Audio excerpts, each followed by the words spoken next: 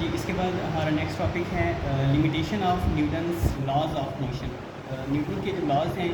उनकी लिमिटेशंस कहते हैं हदूद को, मतलब एक चीज़ की जो बाउंड्री होती है, एक लिमिट होती है, ठीक है। तो जो न्यूटन के लॉज हैं उनकी कुछ लिमिटेशन हैं, मतलब वो कुछ कंडीशंस के तहत जो हैं वो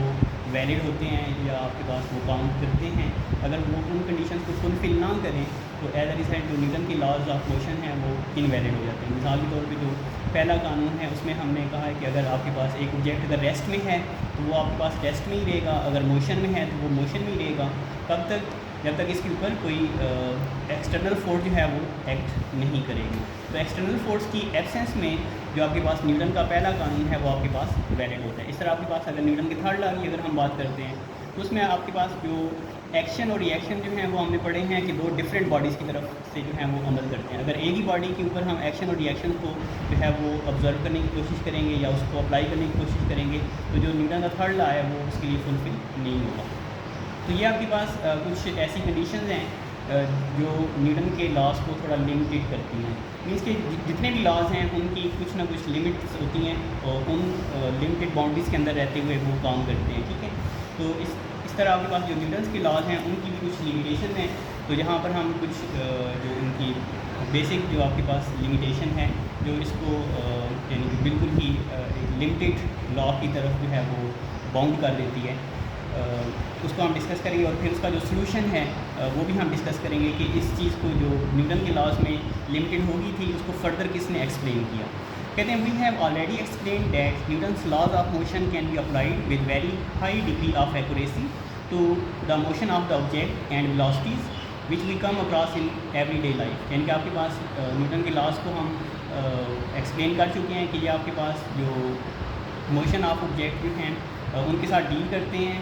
और in the presence of very high degree of accuracy. यानी कि आपके पास इंतहाई जो आपके पास मीन्स कि जिस तरह आपके पास सेलेस्टियल बॉडीज़ हैं वो स्पेस के अंदर अगर मूव कर रही हैं तो वो कंटिन्यूसली यूनिफॉर्म मोशन के साथ मूव करती रहेंगी। तो उसमें हमें जो एक ऐसी मतलब कंडीशंस चाहिए होती हैं जो उन चीज़ों के अंदर फ्रिक्शन की वजह से उनकी मोशन पर असरात जो है वो मुरतब ना करे। तो to the motion of the objects and the velocity which we come across in everyday life, यानी कि हम रोज़मर्रा ज़िंदगी में जो ऑब्जेक्ट्स जिनको डील कर रहे होते हैं, ठीक है, तो उन सब के अंदर हम या उनकी मोशन के अंदर जो न्यूटन के लॉज हैं उनको एक्सप्लेन कर सकते हैं या उनको ऑब्जर्व कर सकते हैं। लेकिन उसके लिए कंडीशन क्या है कि वो आपके पास very high degree of accuracy के साथ वो चीज़ें जो हैं वो डन होनी चाहिए। The problem arises when we deal with the motion of elementary particles having velocities close to that of light. लेकिन आपके पास जो न्यूटन के लॉज हैं वो डेली लाइफ में जो ऑब्जेक्ट्स हम मतलब ऑब्जर्व कर रहे होते हैं उनके लिए तो वो एप्लीकेबल होता है। लेकिन जो आपके पास प्रॉब्लम या मसला कहाँ पर आता है जब हम एलिमेंट्री पार्टिकल्स को डील करते हैं। एलिमेंट्री पार्टिकल्स कौन कौन से होते हैं? आपके पास इलेक्ट्रॉन्स, प्रोटॉन्स या जो न्यूट्रॉन्स होते हैं जो एटम के न्यूक्लियस के अंदर या उसके ऑर्बिट्स के अंदर रिवॉल्व कर रहे होते हैं। इन बेसिक पार्टिकल्स को हम एलिमेंट्री पार्टिकल्स कहते हैं। तो इन पार्टिकल्स की जो स्पीड होती है वो आपके पास वेरी हाई स्पीड और close to the speed of light, यानी कि आपके पास स्पीड ऑफ लाइट कितनी है 3.0 मल्टीप्लाई बाई 10⁸ मीटर पर सेकेंड। यानी कि आपके पास ये जो इलेक्ट्रॉन्स या प्रोटॉन्स या न्यूट्रॉन्स जो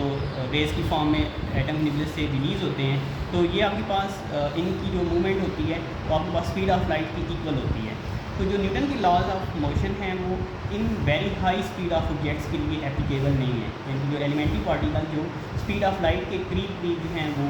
मूव करते हैं या उनकी जो स्पीड है वो स्पीड ऑफ लाइट के बराबर है, उन ऑब्जेक्ट्स के लिए न्यूटन के लॉज ऑफ मोशन जो हैं वो एप्लीकेबल नहीं है। यानी कि आपके पास इसका ये मतलब हुआ कि आपके पास जो न्यूटन के लॉज ऑफ मोशन हैं वो आपके पास जो हैवी ऑब्जेक्ट्स हैं यानी या जो बड़े ऑब्जेक्ट या जो नज़र आने वाले जो ऑब्जेक्ट्स हैं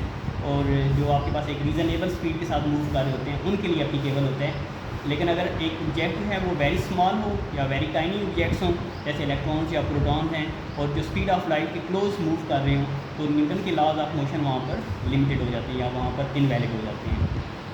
तो इस चीज़ को हल करने के लिए हमें फिर जो रिलेटिविस्टिक मैकेनिक है जिसमें आपके पास आइंस्टाइन की जो थ्योरी ऑफ रिलेटिविटी है जो आपके पास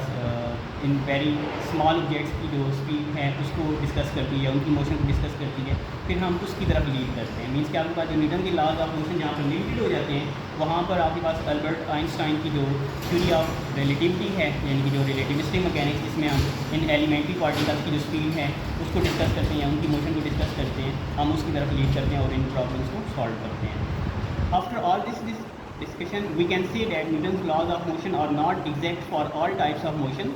यानी कि इन चीज़ों से हमें फिर ये चीज़ कंक्लूड करते हैं कि जो न्यूटन की लॉज ऑफ मोशन है वो हर किस्म की मोशन के लिए एप्लीकेबल नहीं है। यानी कि आपके पास जो सेलेस्टियल बॉडीज़ हैं या जो हैवी ऑब्जेक्ट्स हैं उनकी मोशन के लिए तो ये एप्लीकेबल हो सकते हैं, लेकिन जो आपके पास एलिमेंट्री पार्टिकल जो वेरी हाई स्पीड के साथ यानी स्पीड ऑफ लाइट के साथ मूव कर रहे होते हैं उनकी मोशन के लिए ये एप्लीकेबल नहीं होते हैं। But provide a good approximation unless an object is small enough और moving close to the speed of light. लेकिन ये हमें एक अंदाजे की तरफ लीड ज़रूर करते हैं, यानी कि आपके पास हर टाइप ऑफ मोशन के लिए तो एप्लीकेबल नहीं होते हैं, लेकिन ये हमें एक अच्छा अंदाज़ा जो है वो फ्राहम करते हैं, मतलब हमें उसके करीब लेकर जाते हैं। Unless an object is small enough, उसके लिए यानी कि अगर आपके पास ऑब्जेक्ट जो हैं जब ये यानी कि लिमिटेड कहाँ पर होता है, जब ऑब्जेक्ट जो हैं वो बहुत ज़्यादा छोटे हो जाएं, यानी कि आपके पास जो स्मॉलर ऑब्जेक्ट्स हैं वो आपके पास इलेक्ट्रॉन, प्रोटॉन या इस तरह के एलिमेंट्री पार्टिकल जो हैं वही आपके पास हैं, या फिर आपके पास जो ऑब्जेक्ट्स स्पीड ऑफ लाइट के करीब मूव कर रहे हो, तो यही ऑब्जेक्ट जो होते हैं वो स्पीड ऑफ लाइट के साथ ही मूव कर रहे होते हैं। तो अगर इस तरह के ऑब्जेक्ट्स आ जाते हैं जो कि बहुत छोटे हों या स्पीड ऑफ लाइट के करीब मूव कर रहे हो, तो फिर न्यूटन के लॉज ऑफ मोशन एप्लीकेबल नहीं होते हैं। लेकिन ये हमें जो मोशन ऑफ द ऑब्जेक्ट है उसके करीब एक अप्रोक्सीमेशन की तरफ ज़रूर लीड करते हैं, यानी ये इनका एडवांटेज है कि ये हमें एग्जैक्ट उनकी ऑब्जर्वेशन या उनकी मोशन को तो स्टडी करने के काबिल नहीं बनवाते, लेकिन उसके करीब जो है वो लेकर जाते हैं। तो फिर हम उनको फर्दर अगर डिटेल में स्टडी करना चाहें तो हम जो रिलेटिविस्टिक मैकेनिक है, यानी कि जो आपके पास अल्बर्ट आइंस्टाइन ने इस फील्ड को जो है वो मतलब मैनेज किया या उसको इंट्रोड्यूस करवाया, तो हम इस फील्ड की तहत या इस फील्ड की मदद से हम जो एलिमेंट्री पार्टिकल्स जो हैं जो स्पीड ऑफ लाइट के साथ साथ या उसके करीब जो है वो मूव कर रहे होते हैं, हम रिलेटिविस्टिक मैकेनिक्स को जो है वो स्टडी करके इन चीज़ों को अंडरस्टैंड कर सकते हैं। और एक क्वेश्चन ये है कि आपके पास जो जितने भी ऑब्जेक्ट्स हैं, ये एक कंसेप्ट बेस्ड क्वेश्चन है कि जितने भी ऑब्जेक्ट्स हैं उनकी जो स्पीड होती है वो या तो स्पीड ऑफ लाइट से कम होती है या स्पीड ऑफ लाइट के बराबर होती है। स्पीड ऑफ लाइट से ज़्यादा कभी भी नहीं हो सकती। और उसकी रीज़न क्या है कि आपके पास जब स्पीड ऑफ लाइट से वो ज़्यादा मूव करेगा तो वो जो मैस है या वो जो ऑब्जेक्ट है वो अपने आप को ख़त्म कर देगा, वो एनर्जी के अंदर कन्वर्ट हो जाएगा। ठीक है, तो जो जितने भी ऑब्जेक्ट जो मूविंग ऑब्जेक्ट्स हैं या तो वो स्पीड ऑफ लाइट के बराबर मूव कर रहे होते हैं या स्पीड ऑफ लाइट से कम मूव कर रहे होते हैं।